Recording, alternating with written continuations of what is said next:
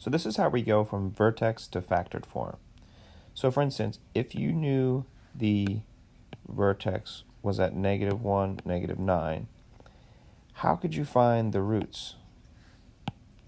Well, the key is to realize that the roots are on the x-axis where y is 0.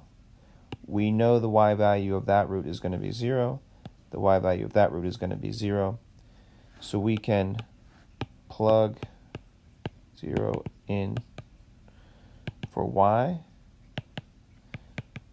to find that question mark and that question mark. So let's see how that works. This is a lot of writing, I know, but we have the red to make sense of it. We start with vertex form. What we do is we set it equal to 0, as we said, right? Once we do that, we do inverse operations to get x alone. So all I'm going to do is add the 9 to both sides, right, working to get this x by itself right there. So I add the 9 to both sides.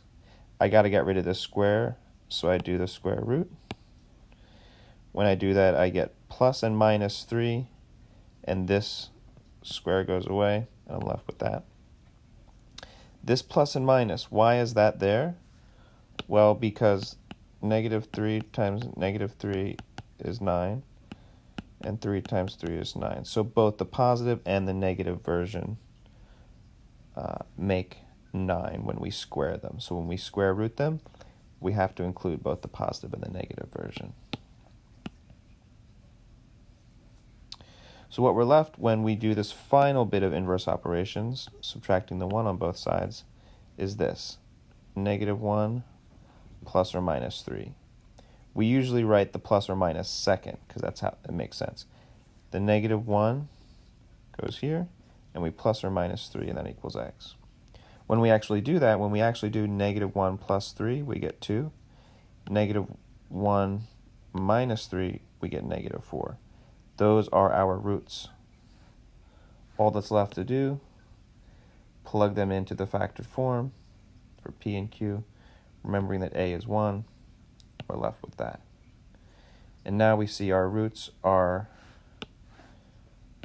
2 and -4.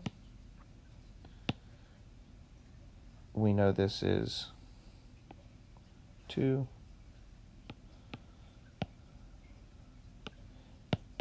and -4. And we're done.